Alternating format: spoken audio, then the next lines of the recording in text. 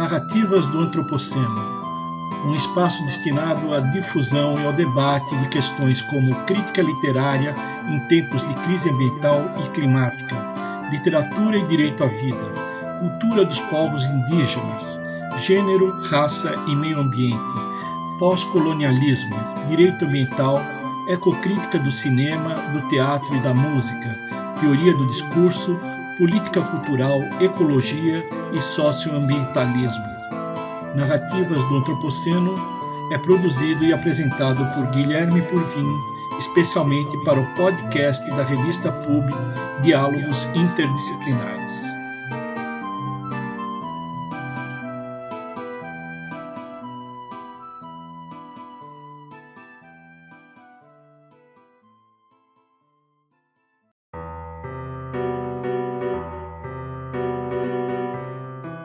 O podcast Narrativas do Antropoceno apresenta o curso de Direito Ambiental de Guilherme José Purvin de Figueiredo.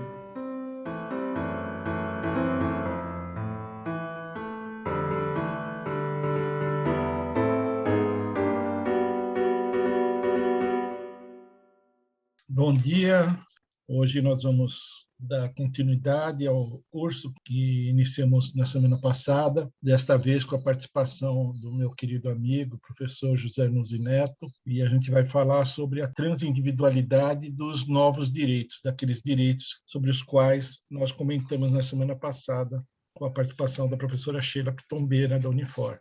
O professor Nuzzi é procurador de autarquia, procurador do Departamento de Águas e Energia Elétrica do Estado de São Paulo, foi presidente do IBAP por 2 vezes.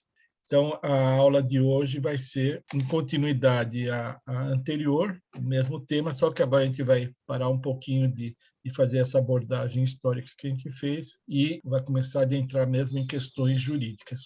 Eu passo agora a palavra ao Dr. José Nuzzi para cumprimentar, dar as boas-vindas e falar um pouquinho com a gente. Bom dia, Guilherme. Bom dia a todos. Eu, primeiramente, agradeço o convite, que é uma honra para mim participar. O Guilherme, sempre instigante, me convidou para participar dessa segunda aula. Na primeira, com ele, a professora Sheila, e, como eu disse, só posso me sentir honrado de suceder Sheila como participante dessa aula. De qualquer maneira, é uma honra estar aqui. Espero contribuir com o sucesso da aula, que se deverá ao brilhantismo e à competência do professor Guilherme. Muito obrigado, Nuzzi. Quando a gente está pensando no direito que todos nós temos ao ar puro, o direito ao saneamento básico na cidade, uma cidade que tenha um desenho urbanístico e arquitetônico que não seja hostil às pessoas cadeirantes, que permita a acessibilidade das pessoas com deficiência locomotora, ou ainda, quando a gente pensa no direito de viver num país que adote um modelo de saúde pautado pelo respeito à ciência e não ao charlatanismo, que proteja os seus cidadãos da fanfarronice irresponsável ou até criminosa por parte de seus governantes. E aqui eu estou usando a expressão cidadãos, e a gente vai usar aqui, ao longo desta aula, também a gente vai usar a expressão consumidores. Depois eu vou até pedir ao professor Nuzzi que fale um pouquinho sobre isso. Eu nunca me esqueci das observações que ele fez sobre a metamorfose que foi havendo de um código civil para um código do consumidor, dos direitos do cidadão para direitos do consumidor.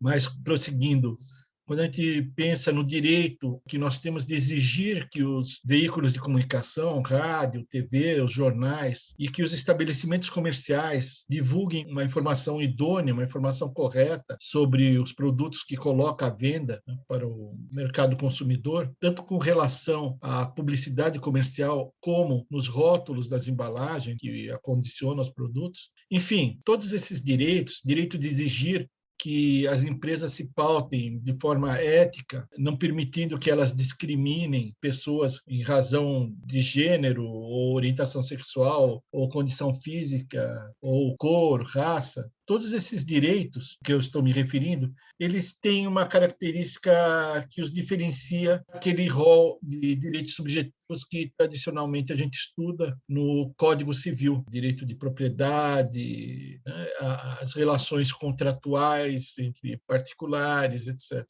Isso daqui porque esses direitos não são direitos patrimoniais individualizados. Eles podem até ser monetizados, mas a visão que se adota não é de monetização, não é de reparação, de indenização pela lesão dos danos, mas sim de satisfação desses direitos, né? Do direito que a pessoa tem de não ser discriminada em razão de raça, o direito que a pessoa tem de não beber uma água poluída. Claro que pode isso daí se desdobrar para uma ação judicial indenizatória, mas não é essa perspectiva que a gente adota quando a gente está estudando o direito ambiental. Isso daqui porque esses direitos não são direitos patrimoniais individualizados, eles não são direitos privados. Por outro lado, existem determinados aspectos em todos esses direitos que os afastam da classificação que a gente poderia dar de direitos subjetivos públicos, de que é um exemplo bastante claro o direito de votar e ser votado em eleições. Os direitos políticos, o direito de votar e ser votado, podem ser chamados de direitos subjetivos públicos, em oposição aos direitos subjetivos privados. A gente está falando de um outro campo de estudo. Esses direitos a que eu me referi no começo aqui, eles caracterizam por serem, ao mesmo tempo, transindividuais, ou seja, os seus titulares constituem uma coletividade, seja ela toda a humanidade, toda a população de um país, ou os potenciais consumidores no mercado interno de um país, ou uma categoria ainda mais específica, por exemplo, as mulheres trabalhadoras, as mulheres empregadas num setor da economia, ou as pessoas que têm dificuldade de caminhar, que precisam de aparelhos para atender às suas necessidades. Ou seja, são direitos que transcendem os limites da individualidade. A gente está falando aqui não de um consumidor, não de uma mulher trabalhadora, não de uma pessoa com deficiência, mas de todas ou de cada uma dessas categorias. Também são direitos indivisíveis. Nós não temos como fragmentá-los, porque quando esses direitos são satisfeitos, eles não satisfazem a um único titular. A satisfação desses direitos necessariamente será estendida a todos os demais titulares. Por exemplo, a conservação de um conjunto arquitetônico numa cidade histórica vai beneficiar não somente os moradores daquele bairro, né, daquela comunidade local, não só os turistas que vão visitar, mas todo o país e, eventualmente, até todo o planeta, quando a gente se lembra da classificação da Unesco, né, do Patrimônio Cultural da Humanidade, inclusive das gerações futuras. Então, vejam que a gente está tratando de um direito que é transindividual e é indivisível. Ele não se fragmenta, você não atende parcialmente uma única pessoa. Se houvesse cuidado na preservação, na segurança da Fundação Cinemateca, em São Paulo, os beneficiados não seriam os diretores de cinema, os amantes do cinema, né? As pessoas que são apaixonadas por filmes, ou os trabalhadores da Fundação Cinemateca. Na verdade, seriam todos os brasileiros, porque isso daí diz respeito à cultura brasileira. Da mesma forma, redução do nível de ruído noturno num bairro vai proporcionar maior tranquilidade não só para os moradores permanentes, como também para as pessoas que eventualmente estejam transitando na região. A gente pode imaginar o hóspede de um hotel, uma pessoa que vem visitar você e se hospeda na sua casa, as pessoas que trabalham naquele bairro e que permanecem um longo tempo.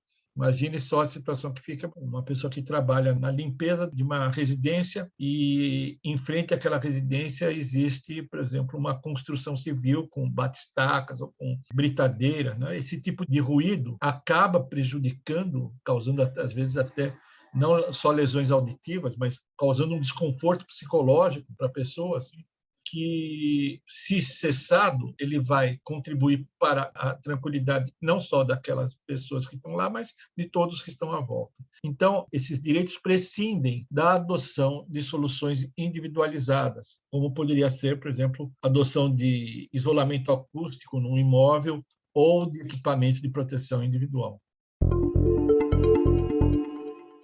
eu passo a palavra ao José Nuzzi para comentários, falar talvez a sugestão que eu dei sobre, né, consumidor. Com a palavra, professor Nuzzi, por favor. Essa observação que você faz me chamou a atenção ao longo do tempo em que eu lecionei na Metodista, observei esse tipo de comportamento nos alunos. Quando eu comecei o magistério lá por volta dos anos 80, no começo dos anos 80, as perguntas que os alunos faziam extra aula, extra conteúdo da matéria, eram quase sempre referentes à vida civil, como nós conhecemos. Eram problemas referentes a casamento, a divórcio, a separação, a compra, a venda de alguma coisa, enfim. Eram questões que se circunscreviam ao que nós tratamos no Código Civil, de maneira geral. E, de uma maneira geral também, o conhecimento que havia era o direito civil. E, ao longo do tempo, com o passar do tempo, notadamente na passagem, assim, no final do século XX, 95 para frente, lentamente o foco foi mudando. E os alunos conheciam o Código do Consumidor. Pouco ou nada se falava em Código Civil. E não era só dos alunos, eram também os professores. Falava-se muito do consumo e pouquíssimo da vida civil, ou muito menos da vida civil. Então, o que motivou essa observação, quer dizer, uma mutação da perspectiva das pessoas, da sua dimensão de cidadão, de pessoa que vive em comunidade, para a sua dimensão reduzida de consumidor. Simplesmente.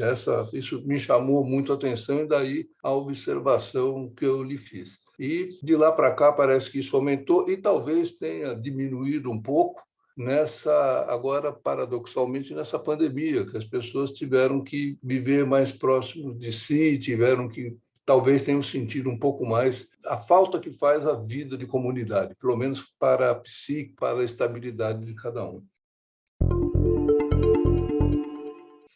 Teria um outro comentário também, que essa questão dos direitos difusos, que você deve abordar logo em seguida, transindividuais, coletivos, antes ainda que houvesse esses diplomas, no começo também da década de 80, tive uma questão, quando ainda podia advogar, particularmente, tinha escritório próprio, uma questão que, de certa maneira, antecipou isso, que eu lhe trago aqui, foi uma discussão muito interessante. Um determinado clube havia tomado uma certa deliberação e um dos sócios se insurgiu.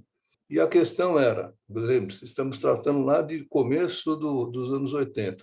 A questão era, o sócio podia insurgir-se contra a deliberação, no entender dele, flagrantemente antestatutária. E aí, enfim, a ação foi ajuizada e a primeira discussão foi exatamente a de legitimidade. Teria o sócio legitimidade para dispor-se contra essa deliberação da diretoria?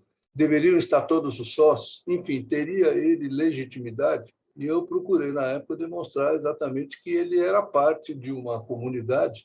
E a pergunta que eu fazia sempre, desde o da inicial até o momento em que eu não participei da audiência, por algumas circunstâncias, foi feito um acordo lá com a diretoria, e a pergunta era sempre, se não o sócio, quem é que tem legitimidade? Quem é que pode tomar a frente disso? Então, são as primeiras observações que eu faço aqui a respeito.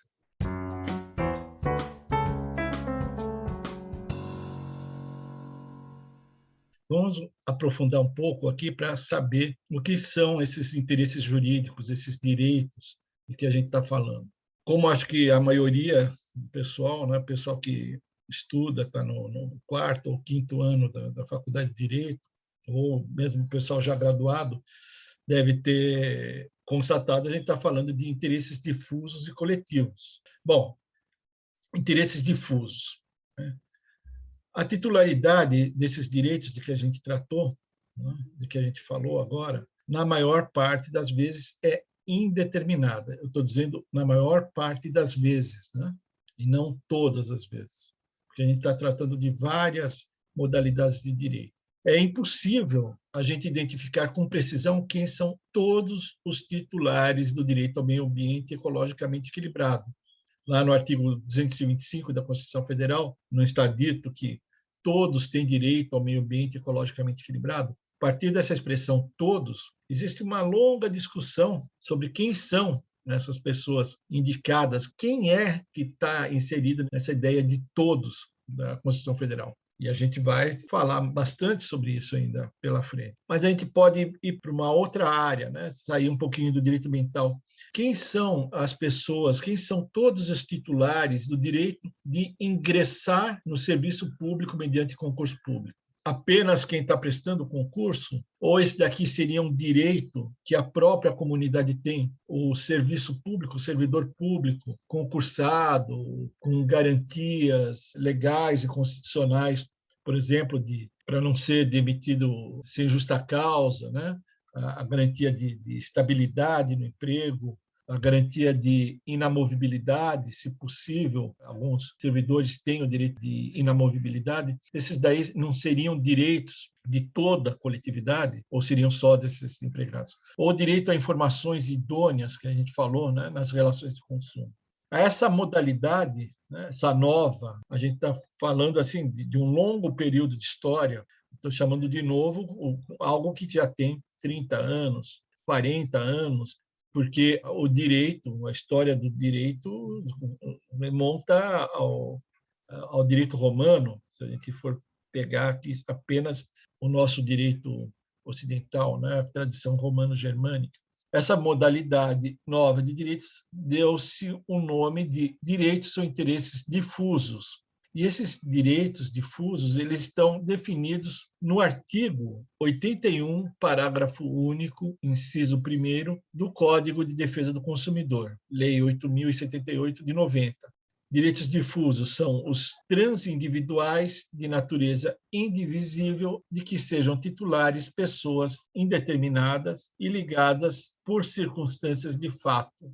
Uma ressalva importante. Primeiro, o fato de estar previsto no Código de Defesa do Consumidor o conceito de interesse difuso não significa que isso daqui é um direito ou interesse somente afeto ao direito do consumidor. Não, isso daqui, esse dispositivo do Código de Defesa do Consumidor, na verdade, ele é aplicável na regulação da ação civil pública, que a gente vai falar daqui a pouco. São conceitos e definições previstas justamente para que se promova a defesa em juízo ou administrativamente desses direitos.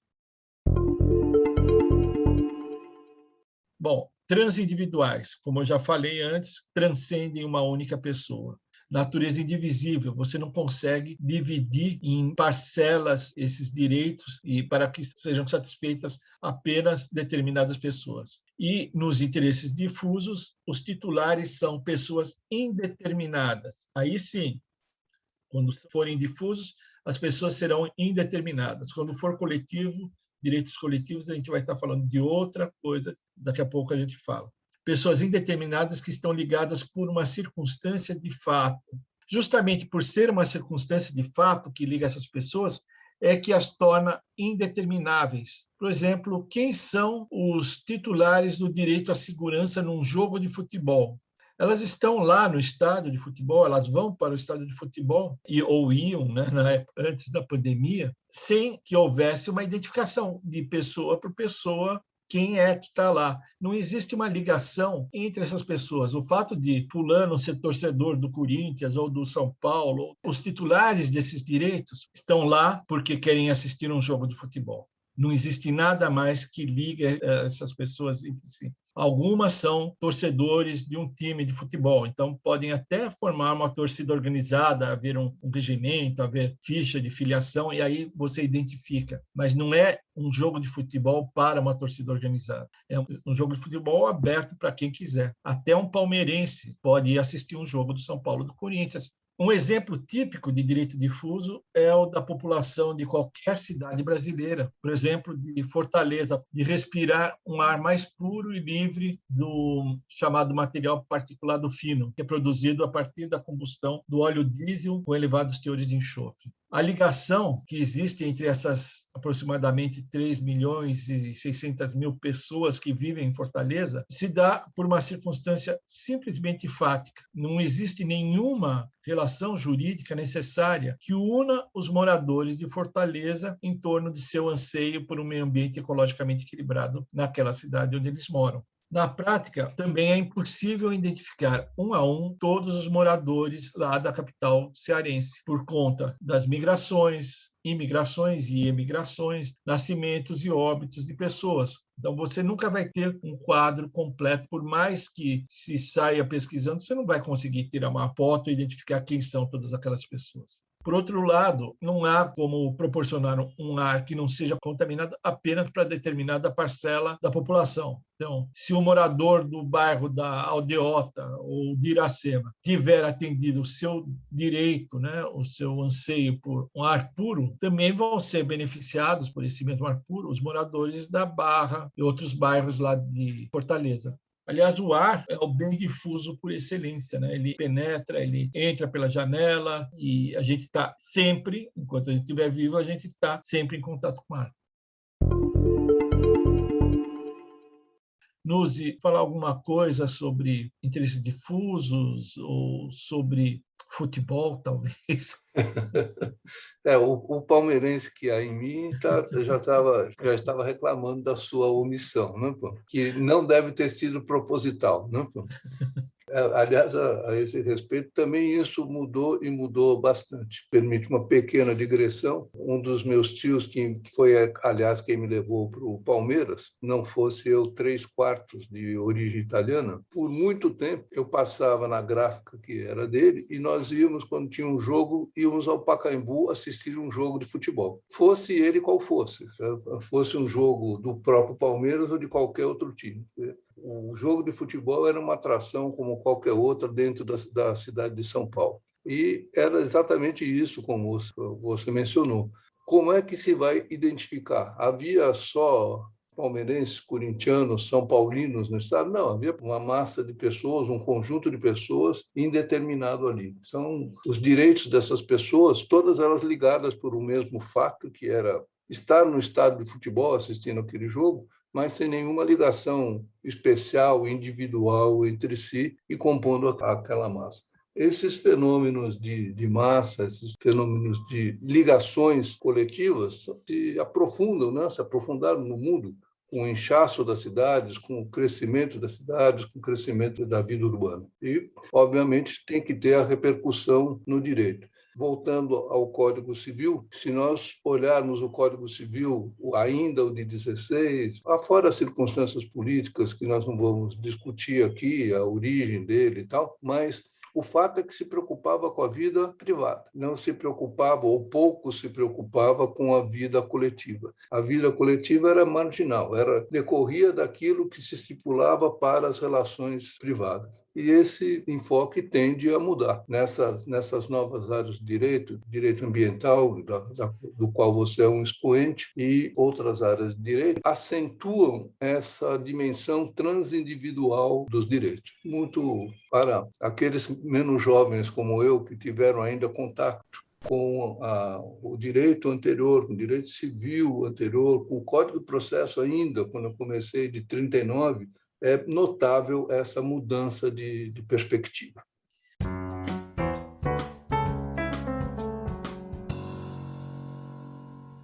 Bom, interesses coletivos em oposição a interesses difusos, que são uma categoria que abrange uma titularidade maior, mais desconhecida de pessoas. Quando você consegue determinar quem são os titulares desses direitos, você está falando de uma nova categoria que está lá no Código do Consumidor. Nessas hipóteses, os direitos são ainda transindividuais, ou seja, eles transcendem ao indivíduo. Eles continuam sendo indivisíveis, ou seja, você satisfaz esse direito para uma pessoa, você também está satisfazendo para outra pessoa. No entanto, os seus titulares integram um grupo, uma categoria ou uma classe de pessoas, primeira hipótese, ligadas entre si. É o caso das associações. Abstraindo o fato da minha amizade com o professor Nuzzi, ainda que não houvesse essa amizade, nós temos um outro tipo de ligação, que é uma ligação jurídica. Aí sim, porque a amizade não é uma relação jurídica, porque nós dois somos associados ao Instituto Brasileiro de Advocacia Pública. Então, existem ligações das pessoas entre si, quando as pessoas se associam,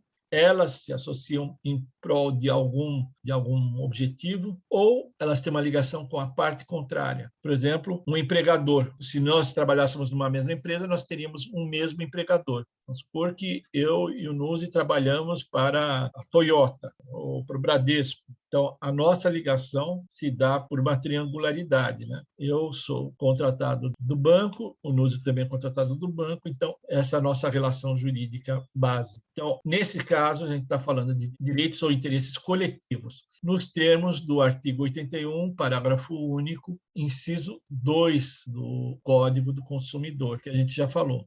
Exemplo de interesse coletivo são os direitos dos consumidores que adquirem um veículo, né, um automóvel que eventualmente tenha apresentado um defeito de fabricação. Então, os integrantes desse grupo de compradores daquela série tal de automóvel, eles não têm necessariamente nenhum vínculo jurídico que os una. Eles não precisam ser membros de uma mesma igreja, de uma mesma associação, não precisam ser sócios no estabelecimento. O que eles têm em comum é uma circunstância fática. Eles são proprietários de um veículo da mesma marca, modelo e série. E eles estão ligados à parte contrária, no caso, seria o fabricante do veículo, que vai responder pelo defeito apresentado no produto. E eles podem ser identificados, essas pessoas podem ser identificadas a partir da busca no registro dos veículos. Então, essa é a diferença que a gente tem que atentar quando a gente está distinguindo interesses difusos de coletivos. O direito ao ar puro, você não vai conseguir, de nenhuma forma, localizar todos os seus titulares. Agora, o direito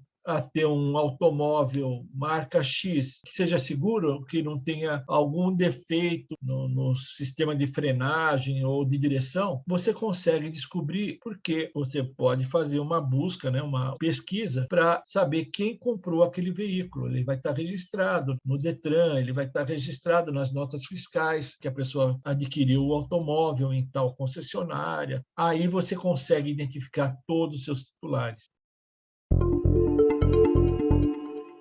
No campo do direito ambiental, a gente lida preponderantemente com interesses difusos. Direito ao meio ambiente ecologicamente equilibrado é um direito difuso, né? Você não consegue identificar seus titulares. Mas existem determinados casos, determinadas áreas do direito ambiental em que é possível identificar, principalmente quando a gente está falando de direito ambiental do trabalho. Então, se você está tratando do direito dos trabalhadores de uma determinada empresa que estejam sendo vítimas da poluição no interior do estabelecimento, essa coisa que no direito tutelar do trabalho, né, no direito da medicina e segurança do trabalho, que é chamado de insalubridade, você identifica esses trabalhadores imediatamente. Você apanha o registro dos empregados do estabelecimento, ponto, você identificou. Isso, logicamente, num estabelecimento que esteja atuando de acordo com a lei, né? Onde as pessoas estejam registradas. Essa precarização, esse processo novo de precarização do trabalho, né, de uberização, daí vai ficar bem mais difícil. Esses trabalhadores que eu estou falando, no estabelecimento industrial, eles não têm necessariamente nenhum liame jurídico entre eles, entre si. O trabalhador A e o trabalhador B não têm nenhuma ligação jurídica entre eles. Mas todos são contratados da empresa, que é a parte contrária e que é a responsável pela poluição que eventualmente esteja gerando. Então, eles são identificados pela relação dos contratos de trabalho. A gente, quando for falar mais para frente, numa aula bem mais para frente sobre meio ambiente do trabalho, a gente vai, inclusive, verificar que esse exemplo que eu dei aqui, na verdade, ele está na origem do próprio direito ambiental. É interessante a gente reparar que tanto o direito ambiental como o direito do consumidor surgiram surgiram, os primeiros sinais da formação desses direitos surgem no século XIX no meio trabalhista, no meio da luta sindical, da luta dos operários e das operárias, principalmente das operárias, das mulheres trabalhadoras, em sua luta por melhores condições de trabalho, por redução da exploração a que eram submetidas. Então, nos exemplos que eu dei aqui, as vítimas do dano coletivo podem associar-se para a defesa dos seus interesses lesados. Nessa hipótese, elas vão ter, então, duas ligações. Elas vão ser identificadas pela relação jurídica com a parte contrária, o empregador, e também podem ser identificadas pela relação jurídica que tem entre si. Nuzi, gostaria de comentar alguma coisa sobre interesses coletivos? Um pouquinho de modo lateral em relação ao que você vem falando, eu tenho tido alguma experiência com ações coletivas no âmbito sindical. E há uma decisão do Supremo, em termos de coletivo, bastante interessante, que nesse tempo em que direitos trabalhistas vêm sendo vilipendiados, parece que vêm sendo exorcizados, já se criou até uma relação trabalhista pela última medida provisória, uma relação trabalhista sem vínculo. É uma coisa bastante peculiar, as coisas que se conseguem fazer por intermédio de medidas provisórias e talvez venham a ser aceitas pelo Congresso, não se sabe. Mas, enfim, uma decisão do Supremo que reconheceu nos sindicatos a legitimidade para o ajuizamento de ações coletivas, independentemente de deliberação assemblear. Porque reconhece nos sindicatos o fechamento dessa titularidade para postular direitos coletivos. Paralelamente, eu também vejo uma certa dificuldade ainda do judiciário de acatar, de compreender essa titularidade. Porque penso, aí já é uma observação de natureza pessoal, não posso dizer que ocorra ou não, mas parece que quando entra uma ação de natureza coletiva, os órgãos do judiciário têm um certo receio, até porque percebem que aquela ação una, na verdade, enfecha uma possibilidade de repercussão bastante ampla na sociedade. Então, por vezes, vem com bastante cautela essas ações, por vezes, a dificuldade de convencimento dos órgãos do judiciário. Mas não deixa de ser uma aplicação direta dessa ideia dos direitos coletivos.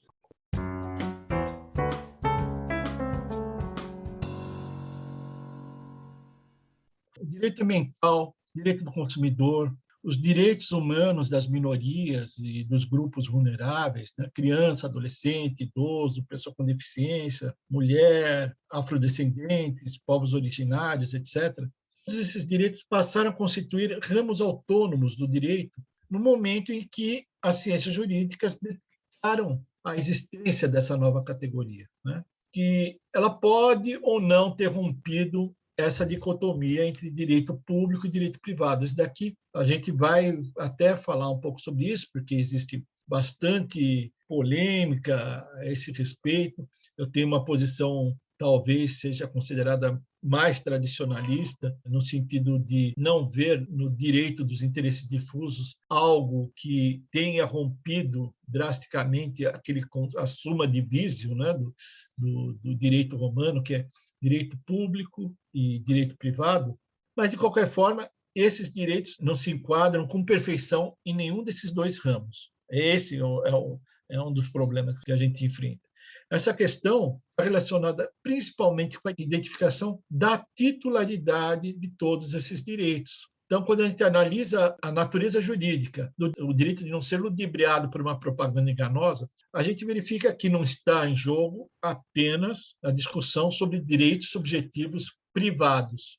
É um direito que diz respeito a uma coletividade indeterminada, mas também não são direitos subjetivos públicos, ao menos não nos moldes do que a gente pensa de direitos do Estado, né? Do poder público, direitos do Estado. Mas daqui é uma discussão mais de viés político. A gente teria que adentrar em questões políticas para saber o que a gente pensa que deva ser um Estado. E aí a gente entra num outro tópico que também é muito discutido, principalmente no direito administrativo, que é a questão do interesse público primário e do interesse público secundário. Eu até queria lembrar, assim, fazer um pouco uma retrospectiva histórica para quem participou da própria criação do então Instituto Paulista de Advocacia Pública, que teve origem na formação de grupos de estudos que se desenvolviam no âmbito do Centro de Estudos da Procuradoria-Geral do Estado de São Paulo, nos idos de 1993, 1994. O primeiro assunto que foi discutido, eu me lembro bem disso daqui, foi a gente conseguir distinguir interesse público primário e interesse público secundário. Na década de 1960, a doutrina de direito administrativo italiana, principalmente na pessoa do jurista Renato Alessi, já se preocupava em distinguir essas duas modalidades de interesse público, primário e secundário. Interesse público primário diria respeito às próprias finalidades do Estado. Por exemplo, oferecimento de serviços de saneamento básico, segurança pública, educação, saúde, abastecimento d'água, fornecimento de energia elétrica. Veja, eu estou falando década de 60. Daqui prosseguiu na década de 70, 80, 90, 2000, 2010. É agora, na segunda década do século XXI, que esse ultraliberalismo começa a colocar em xeque o que era um consenso, né? Você falar sobre finalidade do Estado. Para que serve o Estado? Para fornecer saúde, segurança pública, educação, saúde, etc. Com essa sanha privatista, se tenta esvaziar o conceito de interesse público primário, para o Estado se tornar um mero arrecadador de tributos e Estado policial. Um Estado policial na defesa do patrimônio privado, de quem tem patrimônio, né, e de arrecadar tributos de quem não tem como se safar dessa arrecadação. A existência do Estado só se justifica em razão do anseio pela consecução desses interesses públicos. Se numa democracia nós consentimos, né, nós aceitamos pagar tributos, mesmo a contragosto, e se nós elegemos nossos governantes, isso é feito para que sejam atendidas nossas necessidades, a necessidade de água pura, de segurança, de higiene nas vias públicas, de educação pública, saúde, fornecimento de energia elétrica. Hoje, também, mais do que nunca, fornecimento de internet, né? Já secundário teria um interesse meramente instrumental do Estado, ou seja, um interesse que diz basicamente respeito ao funcionamento do aparelho estatal, mas não imediata ou necessariamente à satisfação do interesse da coletividade. Por exemplo, a discussão em juízo sobre a reparação de um automóvel que se envolveu num acidente de trânsito, uma viatura policial num acidente de trânsito. O Estado vai buscar nessa ação a reparação dos danos patrimoniais causados pelo particular. Então, seria um interesse que diz respeito basicamente ao aparelho estatal, mas não imediata ou necessariamente à satisfação ao interesse da coletividade, ao interesse da população. Se a segurança pública é o interesse público primário, discutir em juízo o preço para a reparação da viatura já seria um interesse meramente secundário. Mas essa divisão também pode ser, né, interesse público primário e secundário também pode ser passível de críticas, como qualquer tipo de conceituação. Então, se esse suposto interesse público secundário só é legítimo quando não está contraposto ao interesse público primário, e se a administração deve obediência ao princípio da legalidade, da renunciabilidade dos seus interesses, em última análise, a consecução desse interesse público secundário não é nada mais do que uma fórmula para o gerenciamento da estrutura administrativa para que se evite o colapso na satisfação do interesse público primário. Dito em outras palavras, de forma mais simples, pegando o exemplo da viatura. É preciso que seja satisfeito esse direito chamado, esse interesse chamado secundário, que é o conserto da viatura policial, para que não seja prejudicado o interesse público primário, que é oferecimento da segurança pública da população. O interesse público vai ser sempre, então, na minha concepção, só um.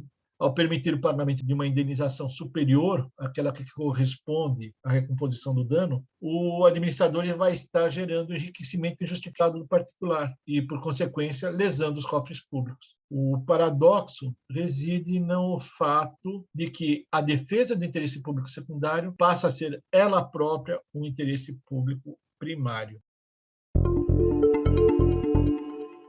quando eu estou falando sobre isso daqui, talvez pareça um pouco etéreo, não sei se ficar claro, mas eu penso, sobretudo, na posição do Tribunal de Justiça de São Paulo na definição do rol de competências da Câmara de Meio Ambiente, quando ele exclui daquele âmbito de defesa de interesses difusos ambientais, por exemplo, as desapropriações para regularização fundiária de unidades de conservação da natureza ou a execução fiscal de multas ambientais. Retirando esses tipos de ações judiciais do âmbito da Câmara de Meio Ambiente, o Tribunal de Justiça de São Paulo entende que discussão sobre valor de desapropriação para a regularização de um parque, de uma estação ecológica, ou para cobrança de uma multa por infração ambiental, seria satisfação de interesse meramente secundário do Estado, coisa que eu particularmente não concordo. Eu acho que se está falando, em última análise, de igualdade dos jurisdicionados, de defesa do Estado de direito ambiental.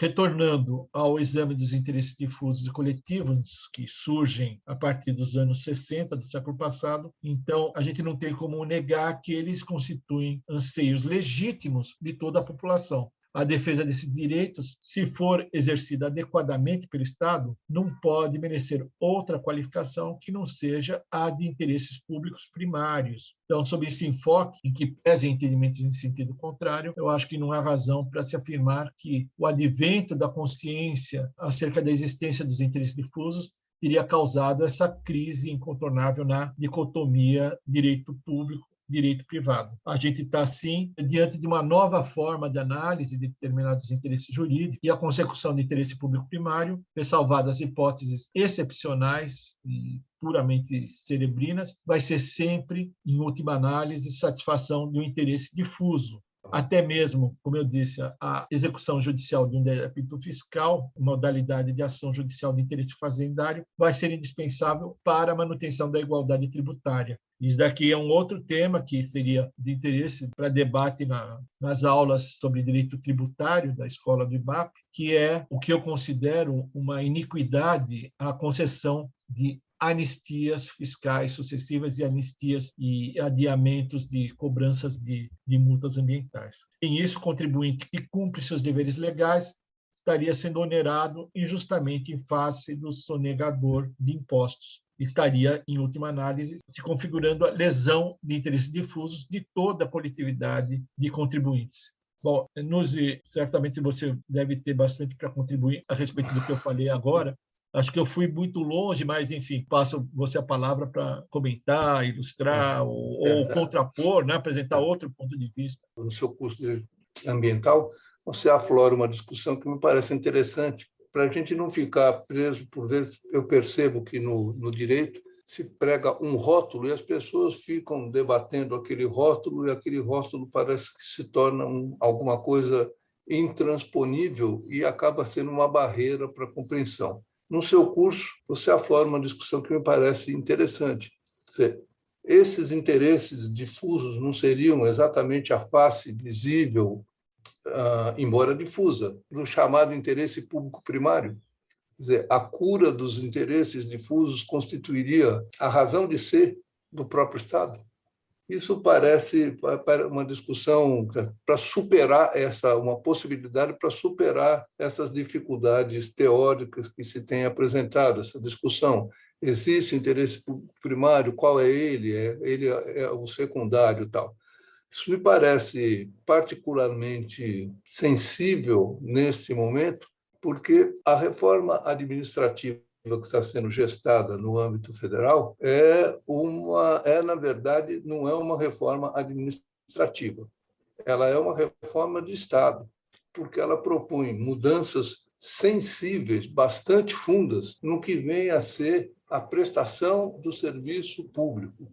Então, tem tudo a ver com esses interesses difusos. O que se propõe, basicamente, é o que me parece uma armadilha, a definição do que seriam as funções típicas do Estado.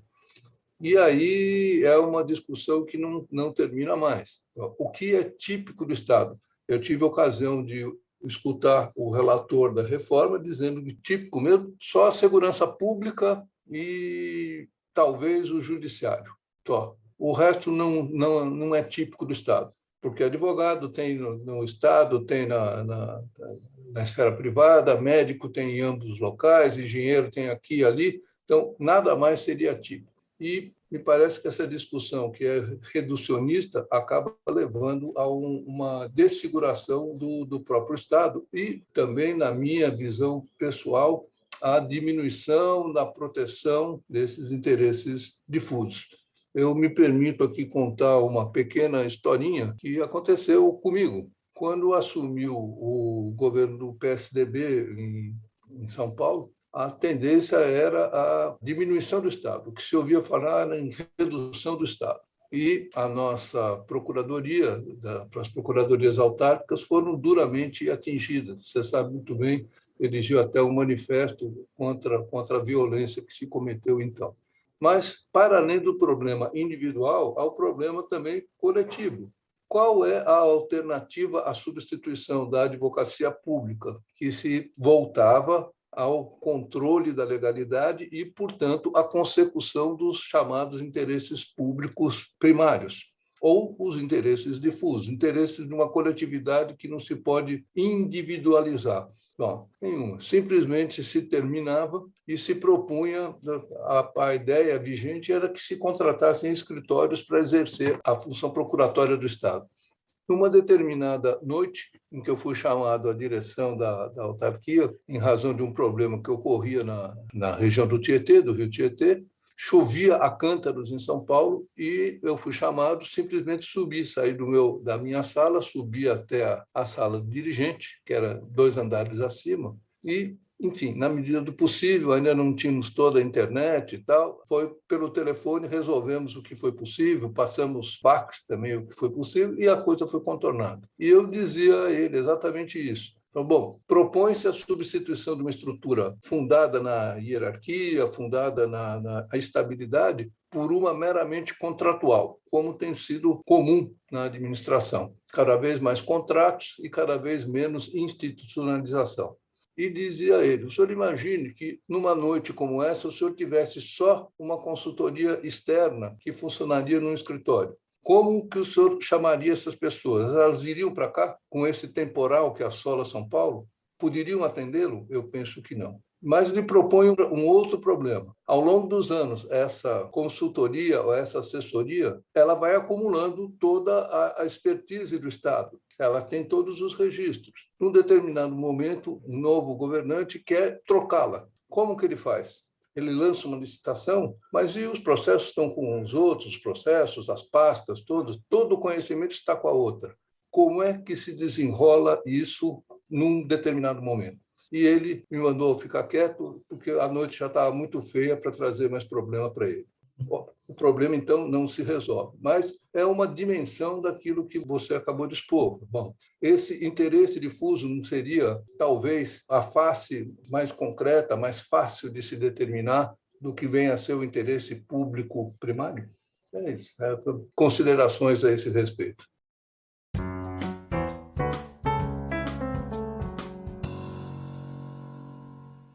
Eu costumo colocar essas questões que envolvem uma espécie de introdução ao direito processual civil coletivo ambiental, logo no começo do curso, principalmente para que os estudantes percebam que tudo que a gente vai falar, tudo que a gente vai tratar, não é meramente teoria, não é mera especulação, conjecturas, mas sim que são questões que têm uma via legalmente prevista para que sejam cumpridos esses direitos, em juízo, se necessário. Então, por isso, eu sempre acho importante como se vai implementar essa questão aqui. Por exemplo, todos têm direito ao meio ambiente ecologicamente equilibrado, mas daqui, dito assim, sem nenhuma indicação de como implementar esses direitos, parece ser apenas um sonho, né? Parece uma declaração, um poema, né? uma frase de efeito dentro da Constituição Federal, quando não é. Por isso que eu acho importante a gente desenvolver isso tudo que a gente está falando e conversando, e aqui com a ajuda do professor Nuzzi, trazendo sempre seus exemplos muito pertinentes, né, para que a gente tenha uma visão mais ampla disso daqui, a gente possa depois, mais para frente, evoluir nesse debate e tendo sempre em mente aquilo que foi dito no começo sobre as ações que podem ser propostas na defesa do meio ambiente.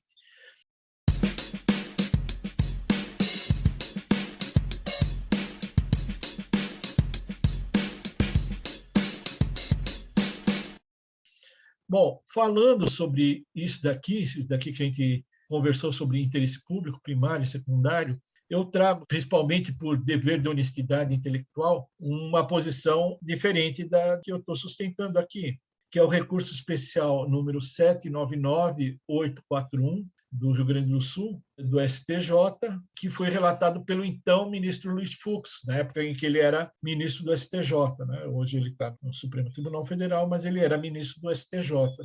E esse recurso ilustra a polêmica a respeito do que é interesse público primário, secundário, e para a gente saber se é um interesse social, né? O interesse público primário é um interesse social e o interesse público secundário é um interesse identificado como um interesse da administração pública. Então, nesse recurso especial, nesse acórdão, o STJ, tratando dos direitos passíveis de tutela pela via da ação civil pública e da ação popular, que são as ações sobre as quais a gente vai falar mais para frente, o STJ adotou o entendimento de que a receita da União não constitui patrimônio público federal, mas apenas interesse secundário da administração. Então, vai contra aquilo que eu falei, né, da defesa dos cofres públicos como interesse público primário. No entanto, esse recurso, esse acórdão, não entrou na discussão sobre eventual coincidência entre interesse público primário e interesses difusos ou coletivos. Por outro lado, a lesão dos direitos de uma coletividade indeterminada de pessoas, por exemplo, direitos dos consumidores, não pode passar despercebida pelo Estado, que tem o dever de impor a ordem jurídica e de coibir o locupletamento ilícito de um particular. Esse ilícito estaria configurado na hipótese de lesão por parte de determinado produtor ou revendedor dos direitos dos consumidores desse produto, que é o que o Dr. Nuzzi acabou de falar, a coincidência entre interesses difusos e o interesse público. O que significa dar consecução ao interesse público? Não vou falar sobre mega conflituosidade dos interesses difusos agora, só sugerindo que pode ser que determinados interesses difusos se contraponham a outros interesses difusos. Essa questão aqui da pandemia, por exemplo, dá pano para manga para a gente discutir isso daqui. Vamos deixar para uma outra ocasião para não ficar muito na divagação. Narrativas do Antropoceno é um podcast criado, produzido e apresentado por Guilherme Porfim, especialmente para a revista PUB. Conheça o blog da revista PUB acessando www.revista-pub.org.